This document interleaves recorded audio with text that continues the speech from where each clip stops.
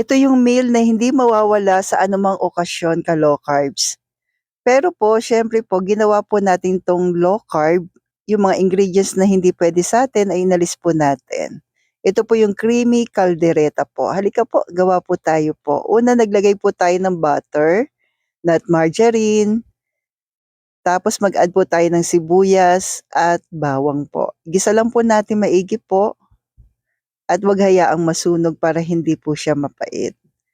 'Di ba po 'pag sinabing kaldereta ang sarap pagka-creamy, lalo na po kapag mga special occasion po. Pero siyempre po 'pag ganito naka-espesyal, hindi natin puwedeng araw-arawin, okey po? So then, nilagay ko na po yung ating beef, kayo na pong bahala kung anong klase o anong part ng beef, 'yan. Sa'kin po dito yung tinatawag nating buto-buto pero baka. Then, sangkutsa lang po natin naglagay na po ako ng paminta. Tapos asin po. Habang sinasangkutsa natin siya, lagyan na rin natin ng asin and laurel.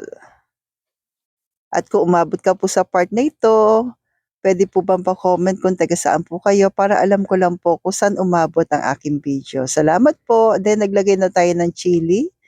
Yan ang hindi mawawala sa kaldereta.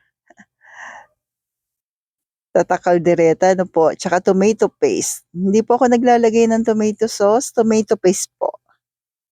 Yan, tomato paste. Yan.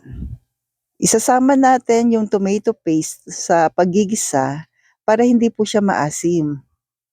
Kailangan po siya kasi maigisa rin. Yan, haluin lang natin maigi. Tapos yung pangalawang gata po ng niyog. Sa mga nagtatanong kung puwede ba ang coconut cream, puwede naman po. Coconut cream, ano ba tawag dito? Yung mga nabibili sa grocery. Yan, puwede po. Then takpan po natin at pakuluin po natin. Sa akin po dito ay mga 40 minutes to 1 hour hanggang sa maging ganyan po. Then tsaka ko po nilagay yung unang gata ng niyog. Oo, 'di ba po? Parang ngayon pa lang, natatakam na ako. Yan. Tapos pakuluin lang natin sandali. Then add po natin yung ating low carb peanut butter. Meron na po ako niyang recipe. Ilalagay ko rin sa comment section kung paano siya ginawa. So sa mga nagtatanong sa peanut butter natin kung gaano ang ito tatagal po, kapag nasa labas ng ref, tumatagal po siya ng 1 month. Okay? Tapos naglagay na po ako ng siling makopa o bell pepper. Pakuluin lang natin ilang minuto, eto na po. Meron ka na pong napakasarap po na creamy caldereta po, in low carb version po. So sa nagtatanong din po kung puwede bang ilagay sa ref ang peanut butter, puwede naman po.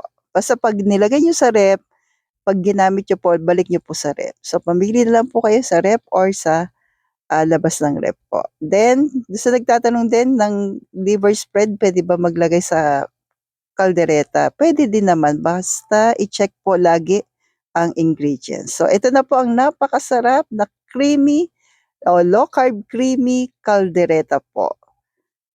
So dagdag na natin sa ating listahan ngayong Pasko. Marami pong salamat. So stay healthy, stay low carb po, and God bless po sa ating lahat. Love you all.